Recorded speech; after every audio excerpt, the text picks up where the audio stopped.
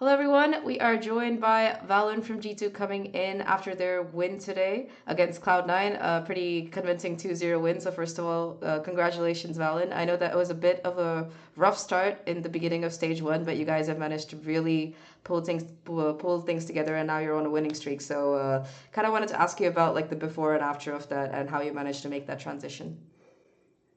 At the beginning of the split, we were trialing some new ideas that presented itself after our Master Santiago. We thought it was a anti-meta approach, but it took some time for us to gain comfort on those roles and the playstyle differences. And honestly, even looking back to the losses, we had very close games, could have went either way, even with those difficulties. Mm-hmm. So yeah, we went down 0-2, and we thought that maybe we should just like pocket the ideas for later. Maybe we need to play some comfort and just keep developing our team because maybe we're jumping the gun a little bit and we reverted to some more standard approaches on the maps.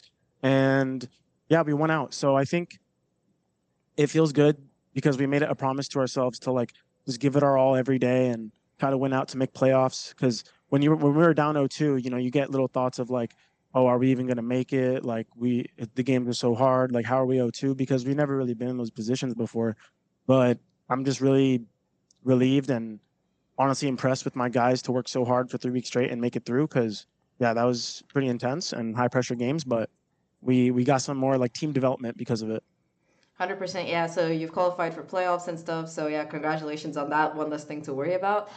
You mentioned Yeah. the meta change between Santiago and Stage One. So what do you think was the most challenging part of that meta shift that you had to deal with as an IGO? Um, I think for us, it wasn't like the biggest meta shift, but we knew. Sorry, yeah, there wasn't like a patch that changed it all or anything, but more people started diving into the double duelist, given like PRX's success and even how Danby was just frying on Neon. We knew everyone was going to pivot to like those Phoenix Neon comps, and we saw it right away. So we Mm-hmm. tried to do something that fit our play style and our original roles, like playing double controller, but we wanted like more aggressive controllers. That's why we did like Harbor and Astra, Mm-hmm. that maybe we could get more different looks and different layers on fights versus like the Phoenix and the Neon. And honestly, it worked out pretty well, I would say. Like I said, the games were close. But yeah, everyone just started swapping to like Neon and Phoenix and just more aggressive play style. I think Coach Josh was one of the earliest to like coach a team to play aggro because when we talk back to like U2 and kickoff, you're like, who are these guys? Why are they pushing smoke? Why are they playing so crazy, playing like PRX? That was like the title at the time on us. So Josh was like, he knew that this meta this year was going to go so aggressive so early, and then everyone started catching on, and then we tried to like counter that. Um, and we learned a lot of things about ourselves, about our team. So it was like a good process the last month or so. Got it. So what do you think? You talked about like team development. So what do you think is the one metric that has like staggered or developed the most in the last 3 weeks that you mentioned? What do you think is the way that you've grown the most basically as a team? Um, I mean, honestly, it's just our like cohesiveness in moments. Like there's so many moments in this game. Like the people maybe don't realize just watching, but there's so many tiny details that go into every single round, and that's what separates a top team, a winning team, from a losing team is how often can they sync up in those moments. And we thought that maybe just like simplifying some of the compositions and the ideas would bring back a lot of that cohesion that we were missing because we looked a bit lost. So I don't think anything was necessarily brand new, but it was more like a refresh of what we had before and getting Mm-hmm. back to a certain point. I mean, um, this game is always like you'll climb up the mountain and get to a really tall point, but you're always going to slip and fall back, and you got to keep going up because there's meta changes, there's map changes. This game is ever changing, and so the it's always like it's hard to reach like a large breakthrough, and it's always just maintenance in my opinion. And Mm-hmm. once you hit that large breakthrough, that's usually what results in like masters win, the champs win. So we're trying to get to that point, but yeah, I would just say just tightening everything up, getting back to like a winning formula, a winning team. Yeah, I think that compared to last year, this year has definitely been a little bit more rough for you in terms of the results domestically, to say the very least. So, do you think it's because the level of the level of competition has gone up, or it's just a meta that's good for everyone, like you mentioned, the aggressiveness and the kind of gameplay that you're seeing, or what do you think is the reason kind of for that? Definitely the competition has increased. I mean, going back to our losses in kickoff, we only lost to Furia, and they were ahead in terms of like a lot of their play style and compositions. And I think that's when we were still trying to figure things out. So we were slow at that time to like really understand how to play against like aggressive players, aggressive teams, aggressive comps. Um, and I mean, yeah, even in this stage, I mean, we went down 0-2, but those games were so winnable and we were in a terrible form as a team. So like honestly, I in another universe very close to this one, we're 5-0. It's because we were not ourselves at that very beginning, but I don't want to take too much credit away from those teams because teams like MIBR and Lev, like they're looking very sharp. They look very good at times. They just need to find that consistency.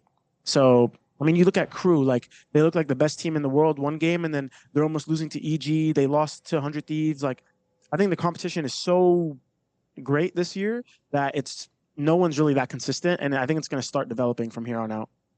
I think I'm really excited to see how the rest of the year plays out. That's for sure. So talking about the agents and the meta in particular, since you're a controller player and also an IGL, I wanted your take on it. So what are your thoughts on Mix and why we haven't seen much of him? Is it because he sucks, or is it something else? And do you think that with him being in the agent pool and the recent changes that are announced in Neon and the patches in general, do you think we'll be seeing anything like a heal meta coming in?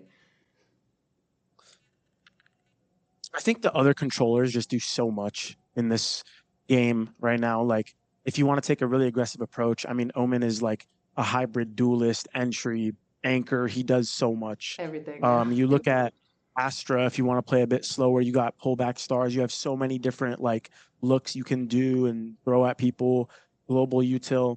Hmm. And then you got Mix, who's like his util is just kind of in the middle of like being a support and an entry, and it's just so easy to counter, I would say. Like the fact that you can shoot that thing, like just defeats the purpose of the agent, bro. Like even if you have a god lineup or even if you hit a guy, you can break it in 2 bullets. It's like that doesn't serve much purpose to me. To be honest, you have to find like the most niche lineups that are like inside of a wall that they can't shoot and it gets too, you know what I mean? It's like maybe on paper on a notebook it sounds cool, but in reality it's just hard to implement when you have such good options. So I don't think it's more of like Neon moving or any of these other agents. It's just the controllers are just way better than him, which is a Got shame because I wanted to play something different, but he's it. not that great. Omen jail for you. Yeah, Astra Jail as well. Astra jail as well, yeah. Yeah. Omen Astra jail, yeah. All right, fair enough. And I think one more thing that really interested me is like your map pool. Like you guys are just clean as heck on Haven. And do you think that the recent map pool swaps with Fracture coming in and Bind leaving is something that suits you, or is it something that's causing more problems? Because your Bind was also a map that you guys were pretty good on. I think our bind was starting to get to a point where it was getting stale. I think because we weren't running double duelist on that map, so I think a lot of our stuff was maybe readable. Maybe I'm overthinking it. I don't know. We had like mixed results in practice, so I don't really know the exact reason. Um, it just felt a bit stagnant, and so I'm okay with it leaving and bringing in Ascent, which is a fresh map, and we already have some cool ideas. I mean, Josh took a bit of a risk even before the Cloud9 game. He Oh. he made a scrim on Ascent and we showed pretty good results. So I'm excited to bring it out. Mm-hmm. And and yeah, so we weren't even locked in playoffs yet, and we scrimmed descent just to try to get ahead and make sure that we're up to par. So I think our map pool is in a great spot.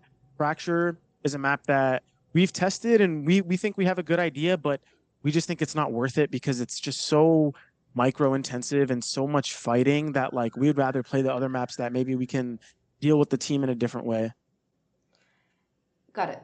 That makes a lot of sense. Okay, and yeah, just last question or two before I let you go for today. First thing, I think that the biggest criticism that you guys are probably sick of hearing as a team is, all right, if you're so good, where's your international trophy? So, what makes you think that this time is gonna be it, or like how do you consistently maintain that motivation to keep wanting to be the best or to keep trying for a trophy despite all the negativity or whatever, you know? I mean, I just don't really care, to be honest. Like, obviously, there's going to be a lot of critics, no matter what you're doing, how successful or how bad you are. Um, I'm, what motivates me every day is the team inside, like the people I have around me, my family, just wanting to be a person long in this game. I want to be a household name in Valorant. So, yeah, the trophy's going to come. Um, I think that you know, we just kind of missed our mark at some moments, and we've been very close. We've been really close before, and yeah, you can clown all you want, but at the end of the day, every time we go to an event, it's a fresh opportunity, and I'm having the most fun doing it. I mean, I'm traveling the world, playing video games, playing in front of international competitions. Like trophies, to me, my mindset is that the trophy is just the cherry on top, Mm. and I want to get that cherry, but it's been a slow process, and it just motivates me even more. Like, but I mean, in terms of other people's like critiques, I mean, don't really it doesn't really bother me.